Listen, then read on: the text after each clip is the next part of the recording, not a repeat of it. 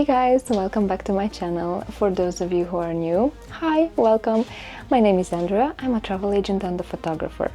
So today we are here in Aswan, Egypt, and we are currently getting ready to go to visit Abu Simbel, the famous temples of Ramses II and his favorite wife Nefertari carved into a rock. And yeah, it's currently 4 a.m. We are meeting with the group in like 15 minutes. So yeah, let me show you my outfit for today. So of course, for the photos I was thinking either a white dress or a red dress, and I decided to go with this red long dress. It's like this, and I'm wearing my sandals. I also got some shorts underneath. And yeah, I think it will look really nice with that deserty landscape and all that deserty color in the background. And of course, because the sun is pretty strong, I will be wearing my white linen shirt, but I will just take it off for the photos. So yesterday I got this really pretty beaded handmade bracelet, and it is special because it was made by one of the Nubian guys' mom, who accompanied us to Philae Temple yesterday. And yeah, I think it's so sweet. And our guide told us that he knows this boy since he was 5 years old, and it's like a son to him, so their bond is really special. And yeah, I wanted kind of something to remind me of this place. The drive itself was already an experience. We were lucky to catch the most beautiful sunrise, and I'm so happy I could capture it with my 70-200mm lens. It made a difference. As we got closer to Abu Simbel, the landscape slowly started to change. Our guide told us that in recent years, Egypt has invested more in irrigation systems, allowing crops like corn and grain to be grown even in the desert areas. I think this is fabulous.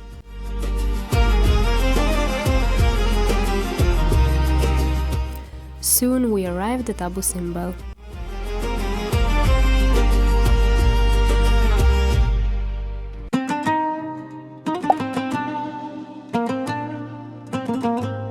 After getting our tickets, we walked down the path toward one of the most impressive temples in all of Egypt. It was relocated 60 meters higher during the flooding of Lake Nasser, and this way it was saved. Alright guys, the moment I've been waiting for so long. We are about to see the temples.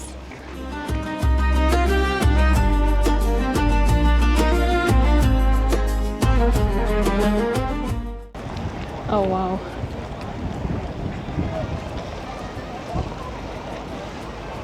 It's absolutely beautiful. In the 1960s, the temple was completely dismantled and moved to higher ground to save it from flooding after the construction of the Aswan High Dam.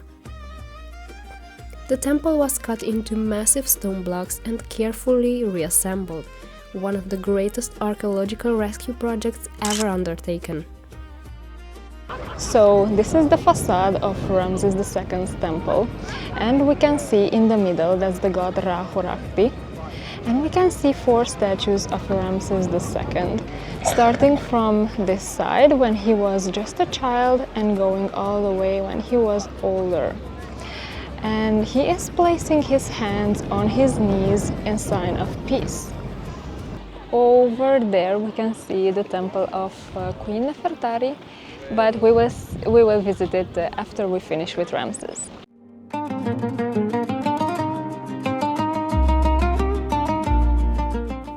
At the base of Ramses' statue, we can see defeated enemies from different regions, symbolizing his military might and Egypt's dominance.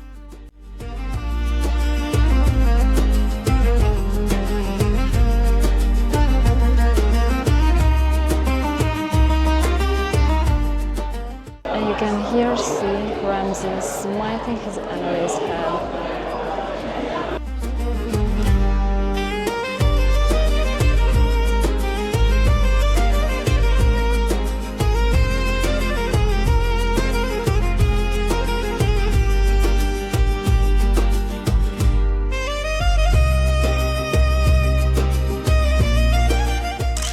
In this scene, Ramses is represented returning home after the Battle of Kadesh. It represents Ramses going home from the battle. And also another thing I've learned from Curtis is that he had his pet lion with him. His pet lion, Mahes, and Ramses himself were associated to the lion-headed god of war, Mahes. And of course, here you can see a representation of Ramses in a battle. Here behind me we can see Ramses. Let me just turn this camera around. We can see Ramses offering 2 jars of wine to a god, which is actually him, deified.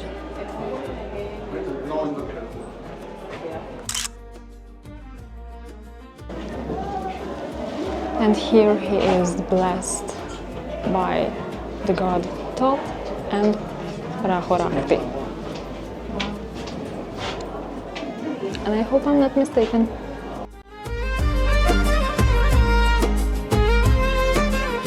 At the inner sanctuary, we can see 4 seated figures: Rahorakti, Ramses himself, Amun, and Ptah, the god of darkness, whose face remain in the shadows, symbolizing the triumph of light. Twice a year, on February and October 22nd, dawn light aligns perfectly to light this chamber.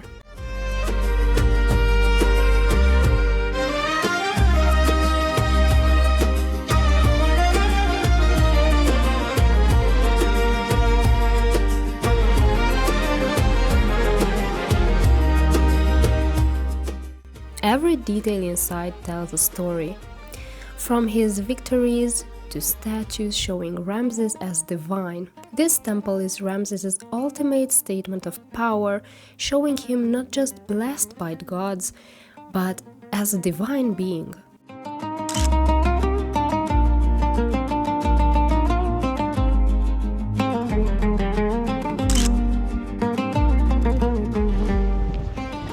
Alright guys, I finished hopefully all my so wanted photos at the Temple of Ramses II, and we're gonna see now the Temple of Nefertari. It's so windy. Can't wait to see it. The Temple of Ramses is absolutely fascinating. It's so beautiful. I have to say it exceeded my expectations, which is really great. Now we have 10 more minutes left, so we have to hurry, quickly see the Temple of Nefertari, and yeah, after that we will go back and back to Aswan and continue our day. But let's take a look at the temple. As we walk toward Nefertari's temple, we can see that the statues representing herself and Ramses are of the same height, a rare and special way to honor her importance.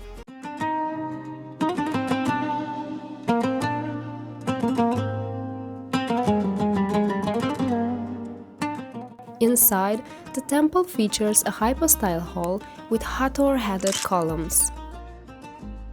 The inner sanctuary shows Nefertari protected by the goddess Hathor, while Ramses makes offerings on either side.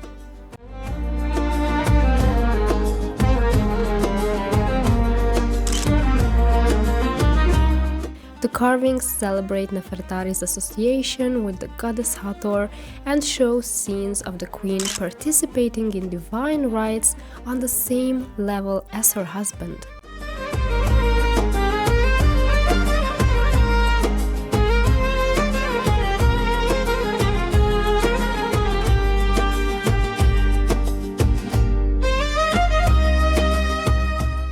So guys, this was Nefertari's temple, dedicated to the goddess Hathor, the goddess of beauty, motherhood. Oh, and if I'm not mistaken, unfortunately, the queen is already dead.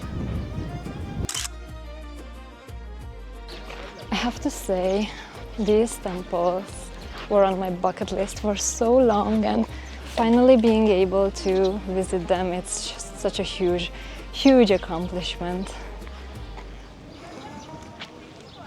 Bye.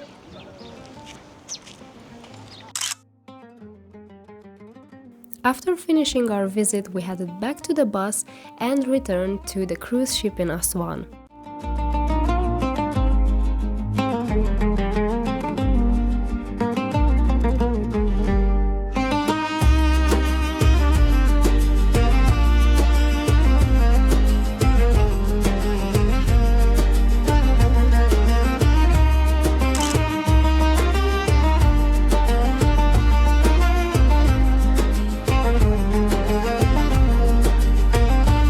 Lunch was a special moment. Our table was right by the window, and for the first time the curtains were open. It was fascinating to see the water level so close. I couldn't resist running up to the sun deck with my camera. The views were breathtaking. I just couldn't miss this.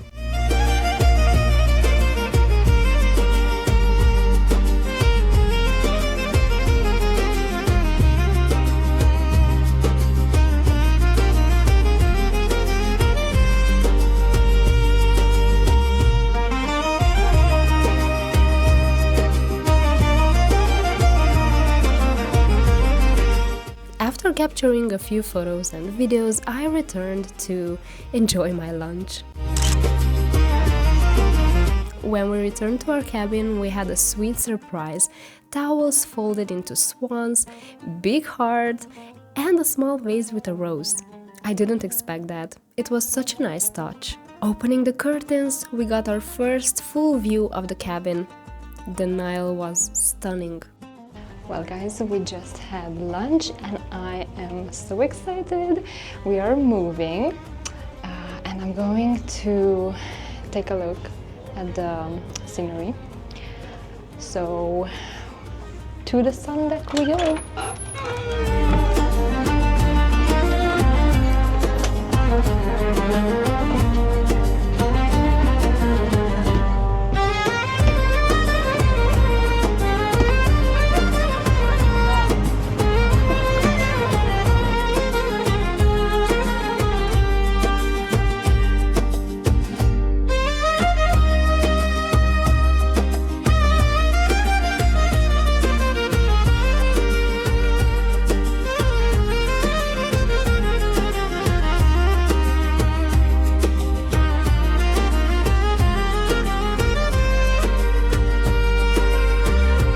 On the sun deck, we were enjoying the afternoon. I spent a little time journaling and soaking it all in.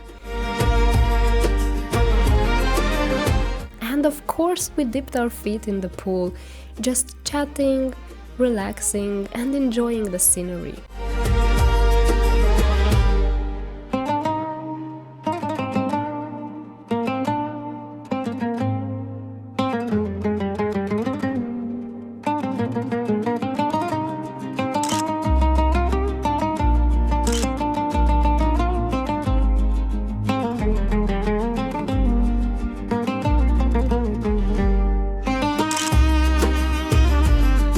Well guys, our next visit for today will be the Kom Ombo temple, and it will be a nighttime visit, which is interesting, very interesting. I'm pretty sure that it will be beautiful. So yeah, we just chilled, enjoyed ourselves, us the girls, here on the sun deck, and we dipped our toes in the pool. It was so beautiful to soak in the scenery, the golden hour, the sunset. It was so pretty, especially with the palm trees. Yeah, it was such a nice day today. And we actually made some friends. They are from New York. I am pretty sure that the highlight of today, I can say it now, it was Abu Simbel, the two temples of Ramses II and Nefertari. It was definitely on my bucket list for so long, and seeing them in person, it was just amazing. Guys, I'm gonna end the vlog here, but of course I will take you along to Kom Ombo, and tomorrow we will have another day full of adventures. So if you are excited, please stick with us. It will be worth it. So don't forget to hit that subscribe button, and also let me know in the comments below what was your favorite moment of today. I would really love to know that. Yeah, I will see you guys tomorrow. Bye!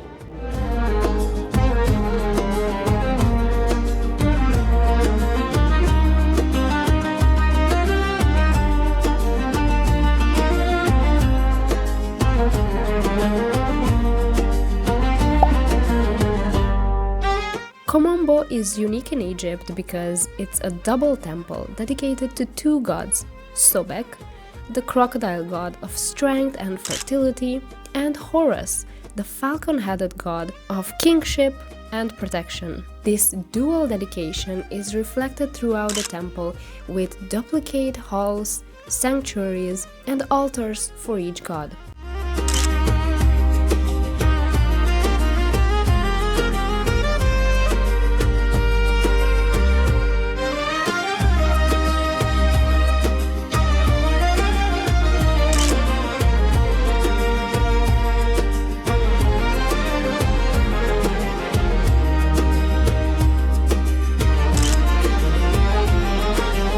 The temple was built during the Ptolemaic period around 180 and 47 BC, beginning under Ptolemy VI, and it saw additions during the Roman period as well.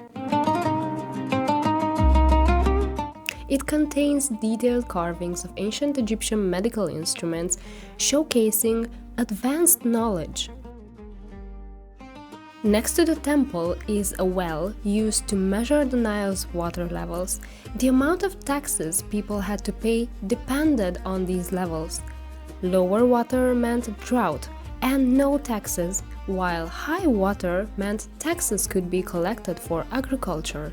The temple also has a crocodile museum nearby, where mummified crocodiles were kept as sacred offerings to Sobek. Unfortunately, my camera froze after this, so I couldn't film much more, and we were a bit rushed, but that was the day, full of history, stunning views, and unforgettable moments on the Nile. See you next time!